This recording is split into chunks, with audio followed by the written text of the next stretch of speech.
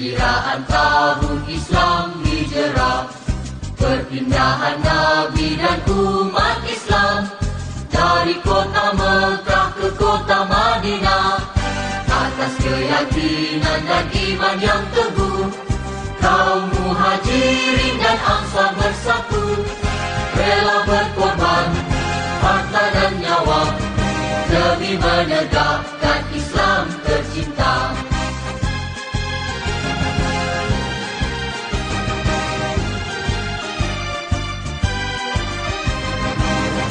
Hijrah itu pengorbanan, hijrah itu perjuangan, hijrah itu persaudaraan, hijrah membentuk perpaduan. Hijrah itu pengorbanan, hijrah itu perjuangan, hijrah itu persaudaraan, hijrah membentuk perpaduan.